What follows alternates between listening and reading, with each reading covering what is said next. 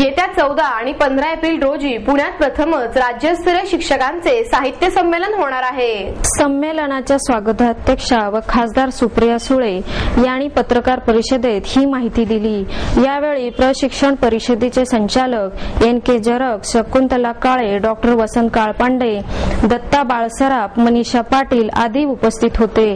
Doctor Babasaheb Ambedkar यांची जयंती व महाराष्ट्राचे पहिले मुख्यमंत्री यशवंतराव चव्हाण यांच्या जयंती वर्षाचे औचित्य साधून महाराष्ट्र राज्य शैक्षणिक संशोधन व प्रशिक्षण परिषद, शिक्षण विकास मंच आणि यशवंतराव चव्हाण प्रतिष्ठान यांच्या वतीने या संमेलनाचे आयोजन केले आहे।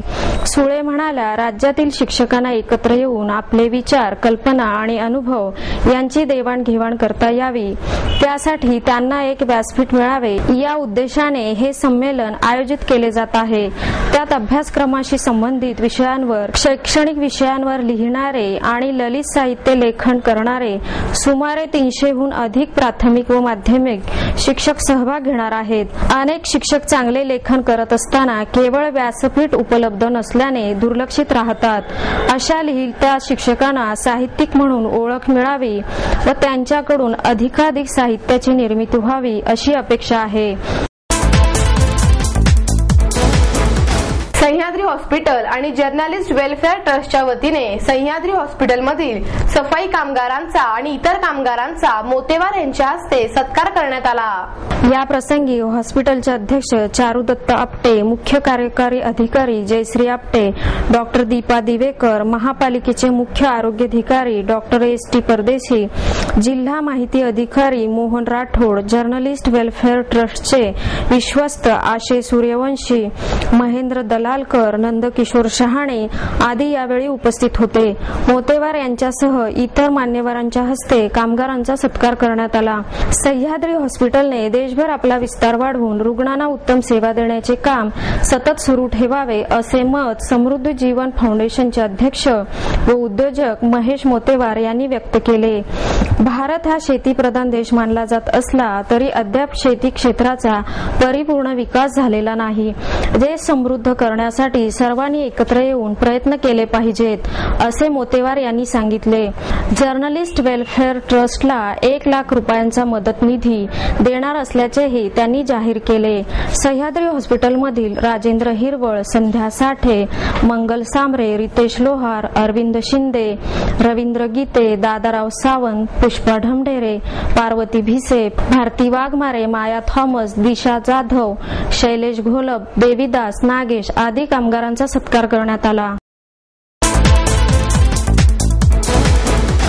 श्रीराम जन्म सोहळ्यानिमित्त रामेश्वर येथे भारतीय संस्कृतीचे दर्शन घडवण्यासाठी श्रीराम रथयात्रेचे आयोजन करण्यात येणार आहे। रविवार दिनांक 1 एप्रिल रोजी सकाळी 7:30 वाजता रामेश्वर गावाला ग्राम प्रदक्षिणा घालण्यात येणार आहे। यावेळी रथाचे उद्घाटन प्रसिद्ध संगणक तज्ञ डॉक्टर विजय भटकर तसेच भारतातील थोर शास्त्रज्ञ वसंत यांच्या उपस्थित होणार आहे अशी माहिती माईस MITचे संस्थापक संचालक प्राचार्य डॉक्टर विश्वनाथ कराड यांनी पत्रकार परिषदेत दिली। श्रीराम जन्म सोहळ्यानिमित्त जी रथयात्रा काढण्यात येणार आहे तो सुबक, रेखीव अशा रथाचे काम अंतिम टप्प्यात आले असून हा रथ रामेश्वर मंदिराला अर्पण करण्यात येणार असल्याचेही डॉक्टर कराड यांनी सांगितले। यावेळी MITचे संजय पाध्ये आदीही उपस्थित होते।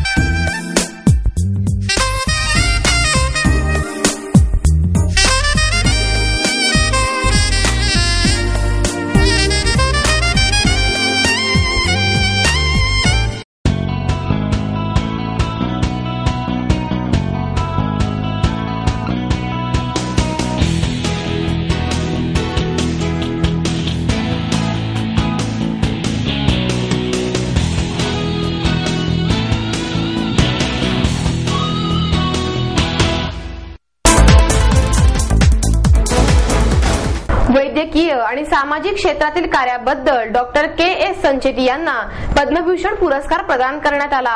राजमाता जिजाऊ सत्कार समितीच्या वतीने डॉक्टर संचेती यांचा ज्येष्ठ वैद्यकीय तज्ञ डॉक्टर ह.व्ही. सरदेसाई यांच्या हस्ते सत्कार करण्यात आला.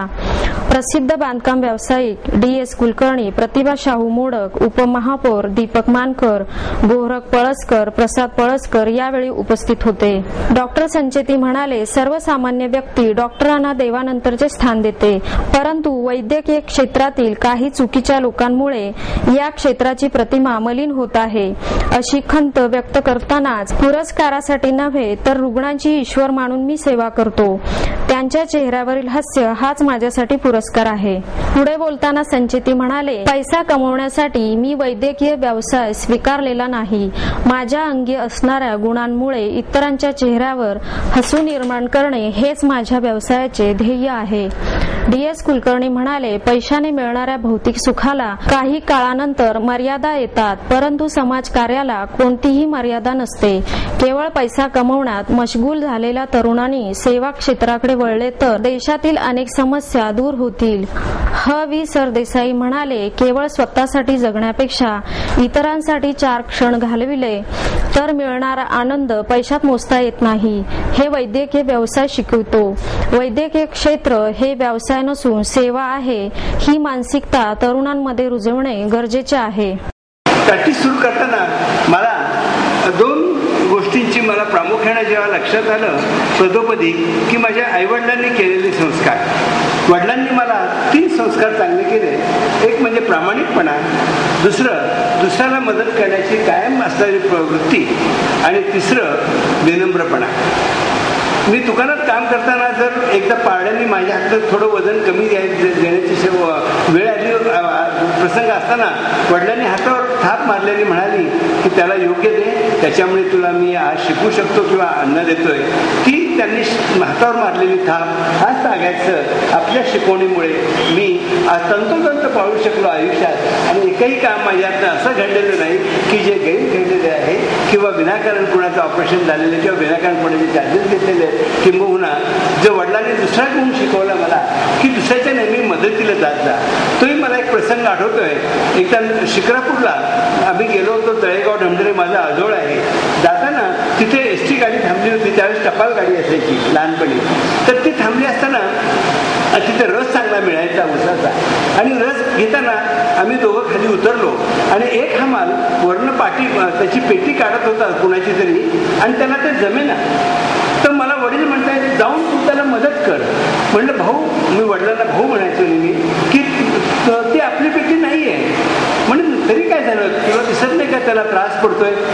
अशा तऱ्हेचं जेव्हा शिकवण वडिलांनी दिली मला त्यावेळेपासून दुसऱ्याच्या मदतीला धावत जाणं हा गुण मला जो आता भीम खेडकरने सांगितला तो मला वडिलांनी त्यावेळेस लहानपणी सांगितला. हा त्यांचा दुसरा गुण. कारण की माझ्या 28 वर्षाच्या कालावधीमध्ये मी समाजकारण करत असताना डॉक्टर संचेती हे नाव माझं लहानपणापासून डोळ्यासमोर होतं. की प्रत्येक माणूस ज्या ठिकाणी गेल्यानंतर त्याच्याशी असणारी आपुलकी, त्याच्याविषयी असणारा ओलावा, त्याच्याविषयी असणारं प्रेम, म्हणजे पेशंट म्हणून याने त्याकडे कधी बघितलं नाही तर हा आपल्या कुटुंबातील एक व्यक्ती आहे, हा चांगला व्हायला पाहिजे, ही भावना सातत्यानं त्यांच्या मनामध्ये होती. आणि ते जपण्याचं काम आयुष्यभर या मंडळींनी केलेलं आहे. ताईंनी सांगितलं की याचा सत्कार होत असताना त्यांना जे काही पुरस्कार या पुणे शहरामधून मिळाले असतील, देशातून मिळाले आहेत, परंतु नागरिकांविषयी असणारं जे प्रेम आहे ते निश्चितपणे त्यांनी आपल्या आयुष्यामध्ये टिकवलेलं आहे. जसं बहिणाईने सांगितलं, अरे संसार संसार जसा तवा चुऱ्यावर, आधी हाताला चटके तेव्हा मिळते भाकर. जसं हाताला चटके बसल्याशिवाय जशी भाकरी मिळत नाही, तसं जीवनामध्ये कष्ट केल्याशिवाय, प्रामाणिकपणे जनतेची सेवा केल्याशिवाय पद्मविभूषण मिळत नाही. हा विचार देखील आपण या निमित्ताने करायला पाहिजे. नावडी नावडीकरांनी गायलेल्या गीतांचा कार्यक्रम पुणेकर रसिकांनी मनमुराद अनुभवला। या कार्यक्रमात प्रामुख्याने रानात सांग काना तुझ्या डोळ्याचं न्यार पाणी, जा रे चंद्रा तो काळ असा होता, देव माझा मी देवाचा, चले जाव ब्रिज लाला रे पाहिले, फांद्यांवरी बांधिले मुलीनी हिंदोळे, जा सांग लक्ष्मणा, सांग राम राजाला आदी 14 गीत विजय नावडीकर व सौ मुग्धा नावडीकर खेळलेकर यांनी सादर केली। त्यांना रसिकांनी मनमुराद दाद दिली। रानात सांग कानात या विख्यात भावगीत गायक कैलास बबनराव नावडीकर यांना आदरांजली वाहण्यासाठी या कार्यक्रमाचे आयोजन केले होते। हा कार्यक्रम पुण्यात निवारा वृद्धाश्रम सदाशिव पेठ येथील सभागृहात झाला। यावेळी उपस्थित असलेल्या प्रभाकर जोग, संगीतकार व ज्येष्ठ प्रसाद माध्यम तज्ञ डॉक्टर विश्वास मेहेंदळे यांनी कैलासवासी नावडीकरांच्या आठवणी सांगितल्या। या कार्यक्रमात ई बुकवर कैलास नावडीकरांची गीत दासायन व मी पाहिलेले बालगंधर्व अशी 2 पुस्तके प्रकाशित करण्यात आली। या कामी अरविंद नावडीकर यांचे विशेष सहकार्य मिळाले। या कार्यक्रमात मंगेश वाघमारे, पुणे आकाशवाणी कलावंत यांनी निवेदन करून कार्यक्रमाची रंगत वाढवली। तबल्यावर दीपक एकबोटे व व्हायोलिनवर प्रज्ञा देसाई यांनी अनुरूप साथ दिली। या कार्यक्रमात प्रतिनिधिक व स्वरूपात रसिकांचा म्हणून ज्येष्ठ चित्रकार म भिडे व सौ भिडे यांचा शाल व श्रीफळ देऊन सत्कार करण्यात आला। पल्स पोलिओ मोहिमेवर बहिष्कार टाकणार असल्याची माहिती अखिल भारतीय कुटुंब कल्याण कर्मचारी संघटनेचे अध्यक्ष प्रदीप दीक्षित यांनी दिली। हा बहिष्कार आमदार गिरीश बापट यांच्या नेतृत्वाखाली टाकण्यात येणार आहे। याच दिवशी हे कर्मचारी राज्य कुटुंब कल्याण कार्यालयासमोर धरणे आंदोलन करणार आहेत। या मोहिमेत मुंबई, सोलापूर, नागपूर, मालेगाव, अमरावती, अकोला, धुळे, हिंगणघाट या ठिकाणातील सुमारे 350 कर्मचारी सहभागी होणार आहेत। यात 45% महिला कर्मचाऱ्यांचाही समावेश आहे। स्वयंसेवी संस्थेतील कुटुंब कल्याण कार्यक्रमांतर्गत काम करणाऱ्या कर्मचाऱ्यांच्या प्रलंबित मागण्यांसंदर्भात शासनात असलेल्या उदासीनतेच्या निषेधार्थ कुटुंब कल्याण कर्मचारी 15 एप्रिल रोजी होणाऱ्या पल्स पोलिओ लसीकरण मोहिमेवर बहिष्कार टाकणार आहेत। राज्य शासनाच्या कर्मचाऱ्यांप्रमाणेच या स्वयंसेवी संस्थेतील कर्मचाऱ्यांना वेतन मिळावे ही या कर्मचाऱ्यांची प्रमुख मागणी आहे। तसेच थकीत महागाई भत्ते मिळावे, थकीत वेतन मिळावे, अतिरिक्त संचालक आरोग्य सेवा पुणे यांना अनुदान वितरण मर्यादा वाढवून मिळावी, वैद्यकीय अधिकारी यांना समान वेतन श्रेणी मिळावी, 6वा वेतन आयोग लागू करावा या कर्मचाऱ्यांच्या मागण्या आहेत। पुण्यातील 6 स्वयंसेवी संस्था या बहिष्कारात सामील होणार आहेत। यात Tarachand hospital, colony nursing home, Suchita सेवा मंदिर, पुणे महिला मंडळ, पोलीस वेलफेअर सेंटर, महाराष्ट्र आरोग्य मंडळ यांचा समावेश आहे। या बहिष्कारामुळे पुण्यातील 83 बूथवरील काम बंद होणार असून सुमारे 12,000 बालकांना ही सेवा मिळणार नाही। तसेच सुमारे 9,220 घरांना IPPI ची सेवा मिळणार नाही। या मोहिमेची दखल घेतली नाही तर 1 महिन्यानंतर उपोषण करण्याचा इशाराही दीक्षित यांनी यावेळी दिला।